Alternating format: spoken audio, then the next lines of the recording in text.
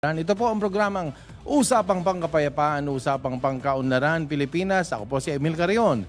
Sa ngalan ni General Jerry Zamudio, binubuksan natin ang programa ngayon at syempre, napaka-importante ng araw na to. Magandang gabi sa mga taga-Taytay Rizal.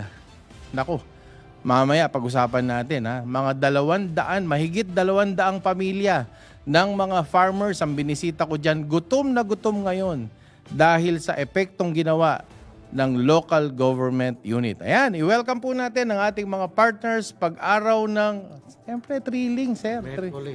Thrilling, di ba? Pa-thrilling muna. Araw ng Miyerkules, ang partner natin, mga pinagpipitagang general. Ayun, ang araw ko rin di nakita ang personal mo.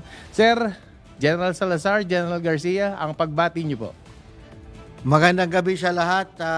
Magandang araw, magandang gabi kung saan man kayo. At nandito naman kami sa isang oras sa Usapang Pangkapayapaan, Usapang Pangkabuhayan. Yan, General Magandang Garcia, gabi, sir. Magandang gabi, Ka-Emil. Apo. Magandang gabi sa inyong lahat dyan na mga nanonood sa amin, nakikinig sa amin. Magandang umaga sa Toronto, sa New York. Magandang tanghali sa London. Ayan, yung mga, kung saan man namin kayo abutin, isang magandang araw sa inyong lahat. Nagmumula po sa amin dito sa DWIZ at sa National ROTC Alumni Association sa pamumuno ni Major General Gilbert Yanto. Yes. So napaka-importante po ng ROTC, lalo na ang inyong advokasya. Nakikita ko na talagang yung disiplina kailangan. Kanina nagdadrive ako sa kalsada, singit dito, singit doon, balagbag dito, balagbag doon. Yung mga traffic enforcer nagbabasa ng dyaryo, nag-Facebook. Hindi ko alam kung anong ginagawa. Parang hindi inaasikaso yung mga nasa kalsada. Siguro kung ang mga taong yan dumaan sa ROTC, yung mga nagmamaneho, baka sakali, di ba? Baka sakaling medyo titino ang ating unang-una kalsada muna. At sunod-sunod na yon ang politika, ang ating market forces, ang ating food supply. Kasi may disiplina ang ating mga kababayan. Yun yung dapat na sunod na programa, Usapang Kalsada. Yeah. Para ma-explain Opo. ano ba yung tamang daan. Kung 3 ang lane, 2 ang lane, Opo. kailan nihinto. So forth and so on. So, disiplina. Yes. So, At saka sana yung ating mga local traffic aids, yes. sana huwag silang gumawa ng sarili nilang batas Opo. sa trapiko. Kasi iniiba nila nakakagulo na hindi dapat. Sana andyan lang naman yung ating batas trapiko, Yes. pang national at international. Yun na lang ang sundin natin. Yun. So sa ngayon po, siguro yun yung trivial part, pero ang mas mahalaga na gusto kong bigyan natin ng buod o synopsis o wrap up, ika nga, yung ilang araw, ilang linggo na ang bisita natin ay mga anak o pamangkin o apo ng mga naging bayani o bayani ng ROTC. Ano po ang nakikita niyong napaka-importante rito? Ang importanteng nakikita natin, kaya dinala natin sila. Kasi ngayong August 26 kasi, araw ng National Heroes Day. Yes. Tinatawag natin. At yun, binigyan natin ng daan na mas matagumpay ka kung ikay nakapaghanda at tamang paghahanda. Yes. Pangalawa, ang pag-usapan natin dito, yung panalo natin, huwag nating pag-usapan na maski nanalo ka, yung kahirapan, paano ka nanalo. Yo. Isa niyan sa mga bagay-bagay na let us be proud of ourselves. Yes. Let us be proud of what we get. And then, kung natin yung goal, yun ang unang pag-usapan. Pagkatapos, paano natin i-improve na yung efficiency at saka effectiveness nandun na sa ginagawa natin. Yes. Yung ating mga bisita Opo. na mga eredero, Yes. mga anak Opo. ng mga bayani natin noong World War II. Sila po ay makakasama pa rin nating muli. We're just taking a breather Oh, para baka yung ating mga nakikinig yes. medyo maumay ng konti, no? Para maiiwas umay lang. Pero alam nyo, hindi talaga nakakasawa na pag-usapan ang kabayanihan, ang mga sakripisyo ng mga kabataang ito dahil kahanga-hanga yung kanilang ginawa. No? I cannot imagine myself kung ako yung ganong edad. Kaya ko ba yun? Makapag-decide. Diba? Kaya nga sabi ni Professor Bernard, isa sa mga anak Yes po. ng mga Hunters ROTC, Opo. yung sinasabi niya, history teacher siya sa UP Manila, Opo. yun nga yung sinasabi niya, dapat pag-usapan natin at i-correct natin yung history natin dahil marami tayong mga magandang nangyayari. Victory quotation. Just like ngayon, maganda yung ginawa. Dumating kahapon yung mga atleta natin. Oo Tanggap nga. ng ating presidente. Very warm yung pagdating. Congratulations. Binagyan ng mga pabuya. Everything they deserve. And they are called as our heroes. Ganon dapat yung pagtanggap natin. Ito at pagbigay ng si honor. Kaloy. Carlos Yulo, tama? Patiin natin yung the man behind the scene. No? Yung presidente ng Philippine Olympics Committee, Opo. si Mayor Bambol Tolentino. Ah, yes. Under his watch ito nangyayari. Congratulations, palakpakan. Nangyari yung nangyari yung kay Hidley, nangyari yung kay Kaloy during his watch. So congratulations Mayor Bambol Tolentino for a job well done. At saka isang punahin po natin, kaparehas po yan ng ating sinasabing preparasyon ng ating mga kabataan. Opo. Yung paghubog sa ating mga kampyonato, hindi yan ginawa overnight. Hindi yan nangyari ng basta lamang nangyari. But ito ay nangyari dahil sa sila ay sinimulang ihubog. Kabataan pa lamang At a nila. very early age. Oh, at a very early age, si Carlos Yulo, talagang meron na siyang pagmamahal sa gymnastics. Yes. Siya ay talagang nag-aral na nagsanay na para sa araw na ito. Sabi nga ni Sir, champions are not made In the ring. in the ring. They are merely acknowledged. Totoo naman. All right? Totoo. They are merely Pasalit acknowledged, mo. but it is years and years and years of preparation para ikaw ay kung ano ka doon sa panahon ng kompetensya. Opo. Kaparehas din yan ng paghubog sa ating mga kabataan sa paghahanda para sa ating likas na lakas Yes. ng bayan. Bilang ROTC. ROTC bilang tagapagtanggol ng ating kalayaan, bata pa lamang simulan na natin. Tama. At yung sinasabi mo kanina, nagulo sa kalye, Opo. kung ang ating mga kabataan noong 1992 sinimulan na nating i-train Yes. dahil yan naman ang ating batas, Tama. mandato ng ating saligang batas. Sinimulan na nating hubugin, Yes. may disiplina. May disiplina sa kalsada. Sa Definitely mayroon. Yung mga drivers may disiplina. Yung mga enforcers may disiplina. So, ibig sabihin, nagkakaintindihan. Hindi yung parang nag-aagawan sa kalsada. Tsaka, yung disiplina, nakukuha din yan sa tamang informasyon, sa magandang na-acquire na knowledge. Yes. Kasi kung hindi rin tama yung knowledge na na-acquire nila, Oo. baka yung disiplina mo hanggang katiting lang or hindi tama. Tama. Kita mo nga yung Right education. ito tsaka yung determinasyon. Kita mo yung determinasyon. Kumparahin mo yung simula ni Manny Pacquiao at ni Carlos Yulo Yes. galing sa kawalan, di ba? Oo nga. Talagang nagpursige yung determinasyon nila na maging kampiyon, na maging kampyonato, talagang hindi mo maawat sa pag-iensayo para ma-perfect nila yung kanilang dapat gawin sa tamang panahon. At hindi madali. Hindi madali pagpa- ang pinagdaanan. Ang pagpa-practice. Oo. Ang pag-exercise At araw-araw. hindi nawala ng loob. Unang sali pa lang, natalo na. Pangalawa, talo pa rin. Pero hindi nawala ng loob. At tuloy-tuloy pa rin. At gustong makamit yung gusto niyang makamit. Tama. Yun yung may plano sa buhay. So, ibig sabihin, talagang yung sinabi nyo kanina, General Garcia, sir, may determination. Yes. Kumbaga, nakaset na yung Nakafocus. kanya. Oo. Merong goal, nakafocus lang siya doon. Talagang ito ang gusto kong maging. At through sacrifice, talagang pinaghandaan niya. Klaro yung gusto niyang mapuntahan. Klaro yung gusto niyang abutin. At ginawa niya ng paraan yung strategy niya, tactics na ginagamit, at pamamaraan para marating kung anong gusto niyang marating. With proper support Yun. from government. Tama. Right. Okay. Kita mo si EJ Obuena. Yes. Ayan, sinuportahan. Mhm. Si Carlos Yulo. Yes. Si Petesio. Heidi Lee. Yung ating, si Heidi Lin, no?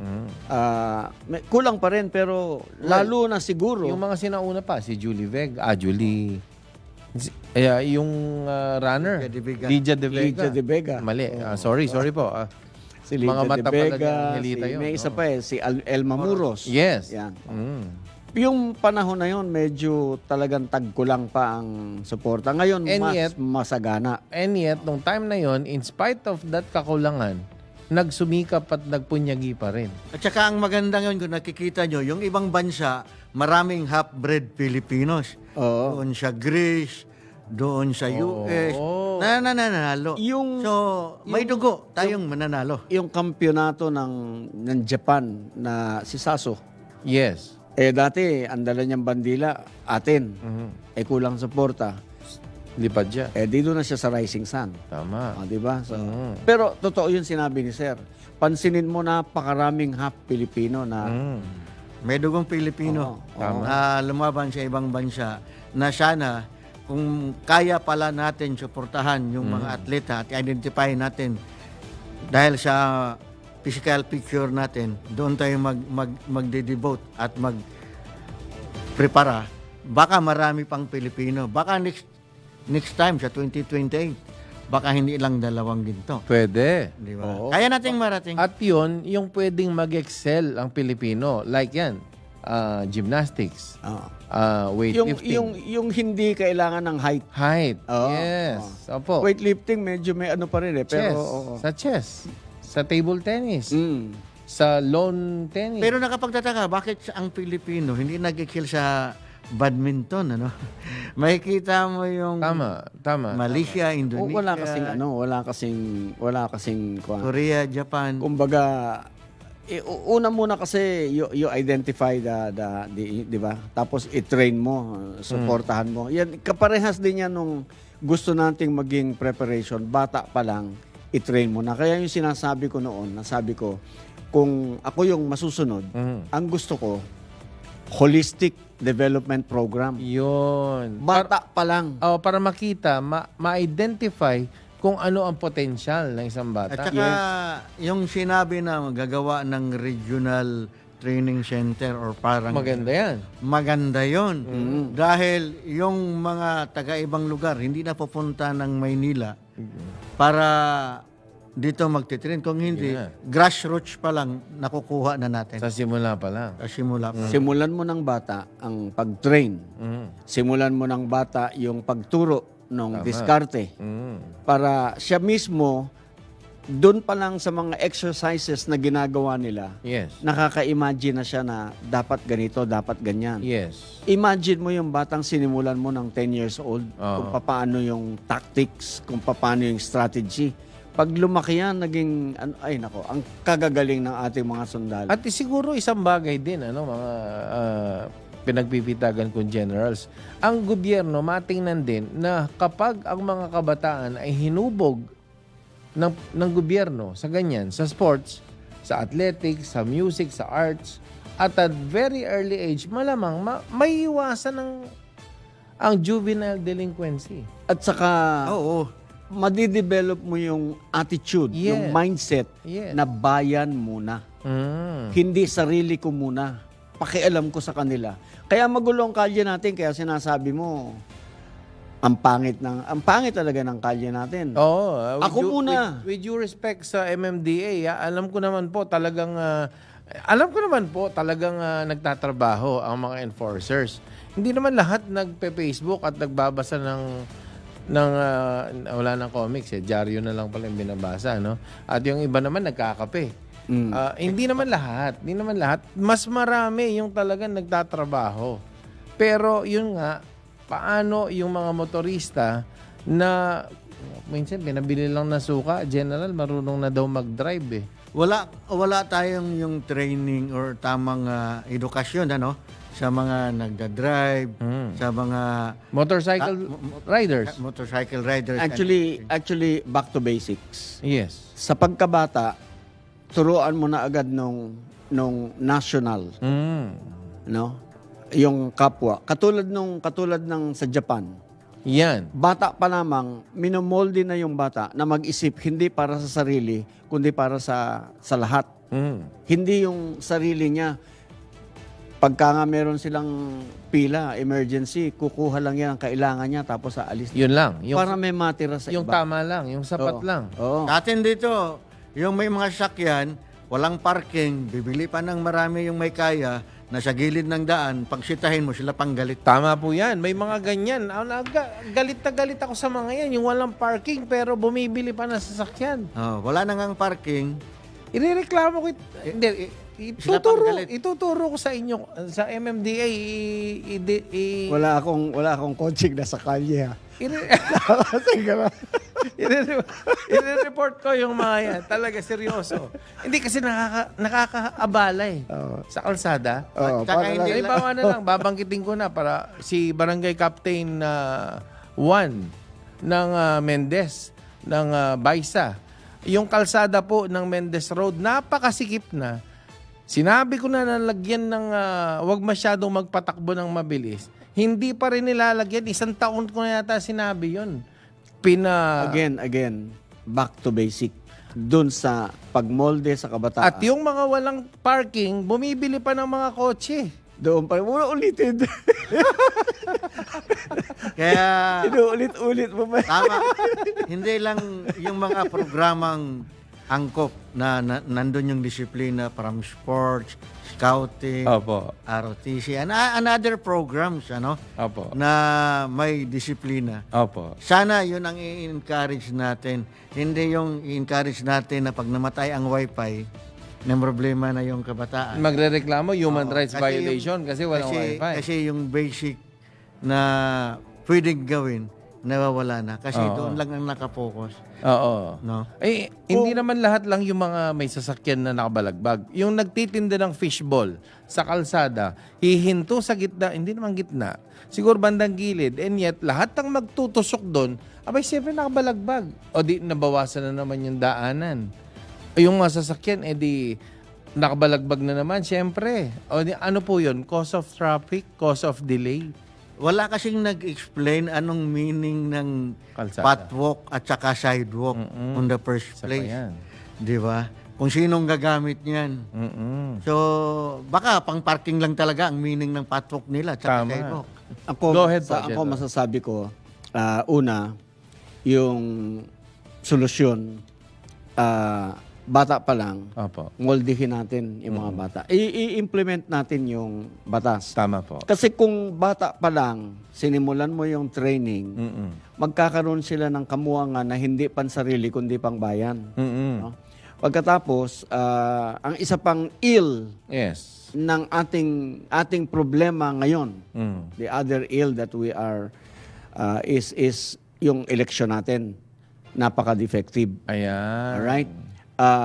Lagi kong sinasabi, ang ugat ng korupsyon nagmumula Sa eleksyon. eleksyon.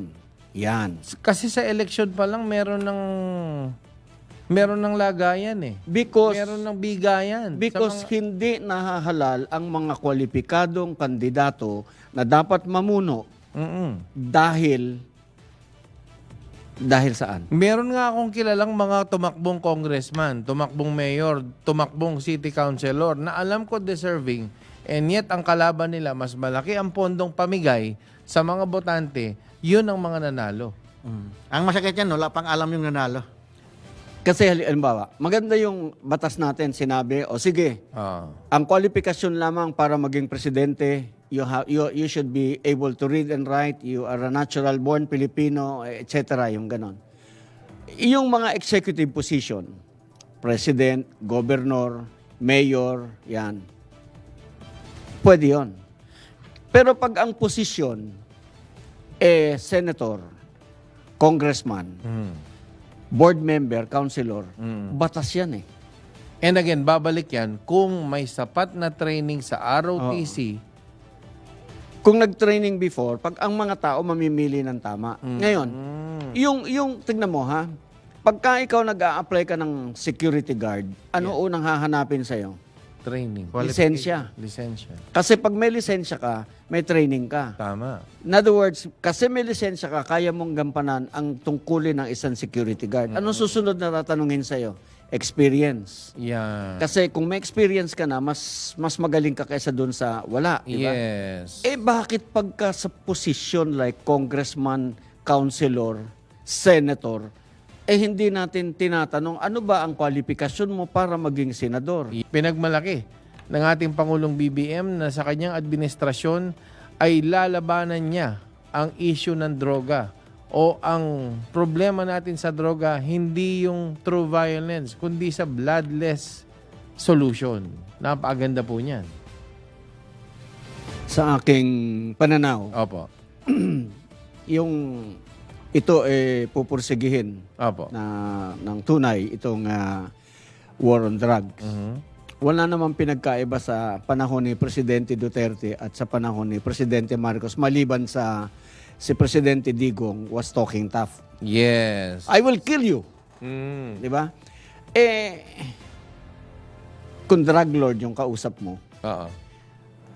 to, patsyonta ka to. Okay. Di ba? Kung nako, kailangan ang talkies mo will send shivers in their spine na Yes. naku. Delikado, tama, tigilan natin ito. Mm-mm. Tinatakot ka na nga, hindi ka pa rin natatakot di ba? So, Pero general, ang ganda po kasi ng kita sa drugs. oo nga, pero sandali, Opo. yung tinakot ka na, hindi ka naman natakot, tapos yung bloody. Okay. No? Naging bloody, meron bang gerang hindi bloody? Sa bagay. War on drugs. So, naging bloody not because the government bloodied the war, Yes. but it's because, sa aking pananaw, it's because sila mismo ang nagpatayan. Mhm.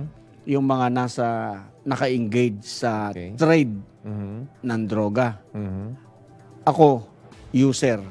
Si Sir, pusher ko. Okay. Ikaw ang supplier ni Sir. Yes. Dinampot ako ng pulis. Nasa Ano iyo ba ang problema o nasa supply? Dinampot ako ng pulis. Ako yung user. Mhm. Anong pakiramdam ni pusher? Wala na siya. Delikado. Wala na. Baka isigaw ko siya. Okay. Di ba? Ikaw naman, bata, ikaw ang supplier niyan. Baka madisgrasya tayo. Okay. Anong gagawin niya? Okay. Di ba? Para safe siya. Kasi pag hindi siya safe, hindi na rin siya safe sa'yo. Yes, syempre. Because to cover your ass, you will kill him. Yes. Kayo nagpatayan Okay? Tapos yung magpatayan, gobyerno may kasalanan yan. Extrajudicial killing, ang tawag nila dyan. Bakit? Sinanction ba ng gobyerno yan? Sinabi lang naman ni Presidente Duterte, gawin nyo ang trabaho nyo, huwag kayong matakot. Sagot ko kayo. Yes. In-encourage lang yan, nilakasan lang yan loob ng mga tao, Binigyan ng mga niya pulis. ng- Confidence. Do your job. Do not be afraid. Because dati, if they do their job, yari sila kay boss. Sila pang makakasuhan. Yari sila kay boss. Pero yung whatever it was or whatever be the new program, as long as the realization of what we would like to be attained nandun. Ang kumpara kasi ngayon, kagaya ko, umuwi ng probinsya, kinukumpara kasi nila na maski gabi, kaya nang maglakad. Yes. Okay. Ngayon, parang bumabalik sa dati. So, how can you compare? At iba naman yung nasa media na sinasabi na ganito, pero yung realidad, iba. Kaya nga sabi ko, kung yung sinasabi ni Presidente, sabi niya, extermination is not the solution. The war on drugs, the bloodless war on drugs will continue. Kung ang ibig mong sabihin, ang labanan, mangyayari sa korte lamang, Yes. agrabyado tayo. Kasi kaparehas ng mga criminal elements, like droga, no? Specific na yung droga, o kaya yung communism. Doon muna tayo sa droga. Yung dalawang yan. Okay. Yung dalawang yan, Riding in tandem daw yan eh. yung dalawang yan, pwedeng riding in tandem. Pero ang gusto kong sabihin, they work within the framework of democracy. Okay, yes. Diyan sila Malakas sila diyan. Gagamitin nila yung weakness ng ating demokrasya Ng mga batas natin. para Yung butas. para maisulong nila yung kanilang masamang ginagawa. But they operate outside to destroy precisely yung ating kalayaan, yung ating demokrasya. Okay. So they operate within nung kanang demokrasya, but operate outside para masira yung ating kalayaan. Kumbaga, Para masira yung din moral yung ating fiber society. natin. Yes. Okay. Aba, 'di ba? Gamitin mo. You have the power. You have guns. You have gold. You have... kawawa. Kaya sinasabi ko, kawawa yung agrabyado tayo. Sabay kasi ito yung part ng holistic. The family should also protect their own children, members of their family, the community itself, and the law enforcement, the national government. Everybody should be on play. Ang mahirap lang, kung ang ahensya, ikaw lang din. So hindi ka makakuha ng informasyon, ni ang magulang takpan din yung mga anak na nagkamali na, instead na tutulungan paro. So, sa akin lang, it's a societal approach, di ba? Para makukuha natin yung tama. Kaya nga, balik tayo doon sa una. Nag-umpisa ang edukasyon sa bahay, ang disiplina sa bahay, at naka-anchor yung pamilya, actually sa religion natin. Yung iba, hindi ko na alam kung may religion o wala. But, it's the society itself na dapat i-mold natin na ano. Kaya yung programa kung saan ang disiplina na nandun, yes. balik natin. Oo, through Gaya ng ROTC. scouting, Yes. yung PMT, scouting, or other programs, through sports. Dahil doon nag-uumpisa. Huwag nating hayaang lumaki, pagkatapos pag malaki, mahirap na silang babaguhin. Tama. So ako, back to grassroots ako. Back to basic. Yes. Yung The sinasabi fundamentals. natin. Talagang doon talaga tayo magbabalik sa pagmolde sa kabataan. Opo. Mumoldehin natin ang ating mga kabataan, bata pa lamang, dali natin sa tamang kalagyan. Mabait ang Pilipino, yung batas natin. Hindi ko nga maintindihan. Ilang hearing na sa Senado, sa Congress, tinuturo ng mga bata na nare-recruit sa kabila, nakasama namin yan nagre-recruit. Pero nandyan pa rin sa Kongreso, hindi mahuli-huli. Yung taga-recruit. Na taga-recruit, hindi pa makasuhan. Tapos sikat pa kasi tumatanggap ng biyaya galing sa gobyerno na balak nilang sisirain din. Merong nag-testify sa Senado. Opo. Sinabi niya, kami yung ni-recruit. Kami yung lumaban. Aba, parang hindi tumatago sa utak at Ang isip. kapal ng mukha eh. Oo, magandang gabi po sa mga recruiters ng CPP, NPA, NDF sa bahagi ng Tanay Rizal. Kayo ay sigurado masaya kayo dahil may mga farmers na nagugutom dyan na ginutom ng local government sa pangunguna ni Mayor, hindi ko na babanggitin, baka sumikat, ay nako. Nagreklamo po sa programa namin, sa programa natin at nagpapatulong. Bakit? Imbes na lumapit sila sa mga NPA, buti na lang sa atin lumapit.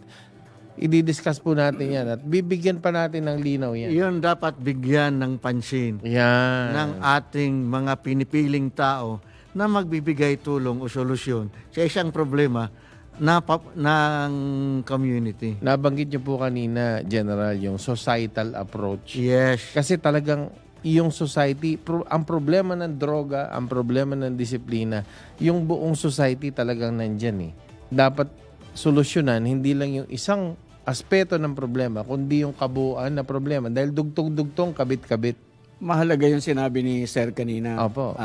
Kayong mga nanay, mga magulang, bantayan nyo ang inyong mga anak. Yes. Yung mga nag-aaral sa UP especially, sa PUP, bantayan nyo ang inyong mga anak, hindi nyo pababayaan na hindi nyo nalalaman kung ano ang kanilang ginagawa dahil baka magulat na lamang kayo.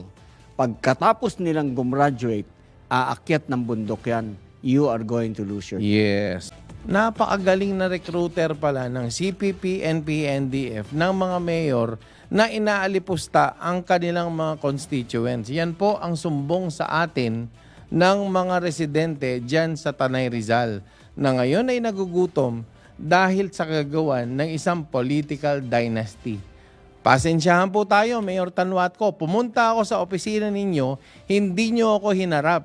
Na-research ko tuloy, palitan lang pala kayo dyan. Upuan asawa, upuang anak, upuang mayor. Sila-silang mayor.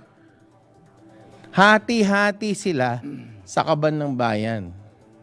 May pagkakataon po kayo sumagot. Kung gusto nyo sumagot, pinuntahan ko kayo. Hindi kayo sumagot. Dinayo pa kayo. Dinayo ko pa kayo 2:00 na madaling araw. Para makarating araw na Lunes, wala kayong dahilan para hindi sumagot. At hindi nyo ko harapin. Ganyan po, General, ang mga, LGU natin, lalo na dyan sa Tanay Rizal. Malaking issue yung sa ating ngayon. Yes. Malaking issue yung political dynasty. Opo. At you will recall yung political dynasty provision sa Constitution. In-insert yan eh.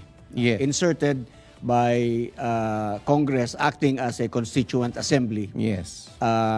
Dinagdag nila yung provision on anti-political dynasty. Yes. Ngayon, kung sila yung gumawa, sila yung mga nakaupo, senador at congressman, nilagyan nila ng bawal, malinaw, bawal ang political dynasty as may be provided by law. In other words, that provision in the Constitution is not self-executing. Yes. Ang kailangan, mag-enact ka ng batas. Yes. Mula noon, hanggang ngayon, wala pang batas na ine-enact ang Kongreso. Kaya sinasabi ko palagi, hindi ako papayag, ayoko talaga, kung akong tatanungin, Yes. na amyendahan natin ang Constitution via Constituent Assembly. Dapat Constitutional Convention. Yes. At ngayon, hindi economic provisions lang, baguhin natin.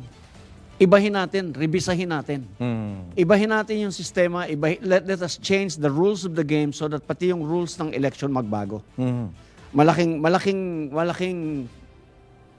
Malaking issue yung natural-born citizen. Yes. Napakarami ng hindi natural-born citizen na nasa Senado, na nasa Kongreso, na nasa Konseho, at nasa occupying public positions. No? Yes. Hindi na nasusunod yung provision ng Constitution na ang qualification, number one qualification to be in public office is being a natural-born Filipino. Nakita na natin yan sa Bambang na nare-remedyohan kasi iniba Mayor. natin ang sistema. Si Mayora pala. Si Mayora. So these are the things that needs to be done. Sino ba ang Basic tumitingin ng again. dokumento pag nag-a-apply ka? Sino ba ang tumitingin yan sa dokumento na magsasabi na ikaw ay hindi natural born? Nung araw, sir, ang procedure is you submit proof that you are a natural born Filipino. Medyo natatagalan sila dahil mahirap daw na po-produce ka ng dokumento that you are a natural born Filipino. Kaya iniba nila. Ginawa nila, you are presumed to be a natural born Filipino unless mayroong kokontra sa'yo. Yun. Okay. Tumatakbo ka, for example, na congressman o tumatakbo kang senador, gusto kong questionin yung natural born citizenship mo. Saan ko kukunin yung ebidensya kung kailangan mag-prove I'm the one alleging? Saan ko kukunin ng ebidensya? For example, sinabi ko, you are a citizen of the United States of America. Saan ko Yes. kukunin ng ebidensya? Sa United States of America. Aha. Bago ibigay ng United States of America yan sa akin, it has to be official. Yes. Coming from the government, not coming from an ordinary citizen like me. Tama. And therefore, they're able to perpetuate themselves in power. Kaya sinasabi ko, let us look again sa ating Constitution, linawin natin kung hindi malinaw, kung meron nagpalabo niyan, linawin natin. Because kahit may dual citizenship, hindi pa rin nagbago ang provision ng saligang batas, you still have to be a natural-born Filipino before you're able to sit in the Senate, before you're able to sit in Congress, or in Yeah. or occupy any public office. Yun yung back to basic. Yes, tama. Again, no? Basic saligang batas, basic molding our kids. Marami na ang pagkakaiba and people are not listening. Sabi ni Cielito Habito, 80% of those who are in Congress, of our politics, Yes. mayor, governor, congressman, senator, 80% political dynasty. Yes, Okay. political Ngayon, dynasty. ito yung iba, di ako, congressman ako, nakaupo ako sa ganitong distrito, gagawa pa ako ng party list ko. Isa pang depekto to. So meron okay? na naman. So, papapanalunin ko yung party list ko sa aking distrito, 2 ang pwesto ko sa Kongreso. May Congress 2 na, ang allotment. may list local ka pa. government pa. 2 ang allotment ko ngayon. Oo. Because meron akong party list, nakaupo pa ako as congressman ng And yet, distrito. parehong kumikita. Yes. Pero yung benepisyo ng taong bayan, kulang. Tulad na lamang ng nangyaring yan sa Tanay Rizal. Inupuan ang permit, ang business permit ng isang resort, at ngayon may dahilan sila para ipasara. At dahil nasara, nagugutom ngayon ang mahigit 200 pamilya. Napakagaling. Nagtanong po ako, nag-research ako. Paano po kayong mga sundalo? Kayo ang peacekeeping force, and yet, etong mga LGU pala, silang matinding gumigipit sa ating mga maliliit na kababayan, ipinagkakait ang mga benepisyo na dahil sa kanila. Saan sila pupunta? Sa inyo? Hindi. Pupunta sila sa mga NPA. Ano yan? Issue ng... Baka may issue din na hindi natin alam. Kaya dapat ma-discover din. Sana. Kaya nga pinuntahan ko si Mayor eh. Pinuntahan ko yung LGU para marinig ko muna, and yet, hindi ako hinarap. Binigyan mo naman ng pagkakataon na magpaliwanag si Mayor. Yes. Iimbitahin mo na lang dito si Mayor. Abay, syempre. Imbitado ko po kayo dito, Mayor, ng Tanay Rizal. Hindi ko nababanggitin ang pangalan, baka sumikat eh. Binanggit mo na eh. So, imbitahin mo dito, bigyan mo ng pagkakataon, in fairness to him, para dito rin madinig yung kanyang panig. Pero bago ko siya imbitahin, yung mga farmers na nagugutom, yung isa po, naisakay ko pa sa aking service. Bakit? Naglalakad ng ilang kilometro, ngayon ang ginagawa, nagluluto na lamang para may kainin, ibebenta, ilalako yung nilutong ulam, para yung kitain na magkano, yun ang kanyang pangkain Panghanap sa kanyang pamilya. It takes 2 to tango. So, Yes. kailangan madinig natin yung side ni Mayor Yes. para naman maunawaan ng mga nagrereklamo, baka naman ang problema is somewhere else. Yes. At tandaan niyo po, Mayor, meron na kayong kasong nakapending sa ombudsman. Bukod pa sa bagong kaso nyo ngayon dito sa inyong inupuan at sa ARTA, meron pa kayong nakaparking na kaso sa ombudsman. Kala ko, parking ka na naman ang kotse. Ay, Balik ka na naman sa parking. nakaparking eh. Napakainit na ulo mo sa bahay. Nakaparking. Hindi umaandar ang kaso sa ombudsman. Sana sa mga taong naapektuhan, hindi tatagal, ano? Kasi mahirap din makikita mo yung pamilya mong nagugutom. Yes. Mahirap tingnan. Ano kaya Wala pong ang hustisya. iniisip, ano kaya ang tumatakbo sa utak nitong mga nanay at tatay na to na ang kanilang mga anak o apo ay gutom? Wala pong hustisya na may bibigay sa inyo ang NPA. Hindi po yan dapat tinatakbuhan. Tinatakbuhan yan palayo, hindi papunta Yan. para hingan ng tulong. Nasa gobyerno pa rin po ang ating remedyo. Yes. So you seek redress within our own system because this is the one that is organized for our own sake. Hindi po yung hustisya ng hindi naman parte ng ating Republika ng Pilipinas. Tama po yan. So magandang gabi po sa mga nakikinig at nanonood sa atin. Si Ma'am Netan, si Ma'am Herminia Apostol, Founder Che, magandang gabi. At sa lahat ng mga, si Chairman Gakula at siyempre si Barangay Secretary. Ako babatiin ko si yung dalagang palaging nakikinig sa atin si Sergeant Ana Malakas at si Sergeant Crispina Hile. Oo, si Master Sergeant. Magandang gabi. Si Master Sergeant tulog eh. Mm. Layas kasi lakwatser. Yes. Kayo po, General? Ako, wala akong babatiin kung hindi. Panalangin ko sana masakit pakinggan, masakit man makikita na ang ibang bansa umaasenso tayo, doon pa rin tayo sa fundamentals or basic ang pinag-usapan.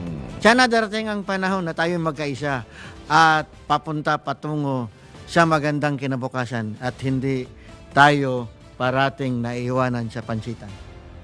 Gawan po natin ang paraan ang nangyayaring problema natin ngayon habang maaga pa dahil lumalaki po ang gap ng mayaman sa mahirap. Darating ang araw, magkakaroon tayo ng class ng class. Yeah.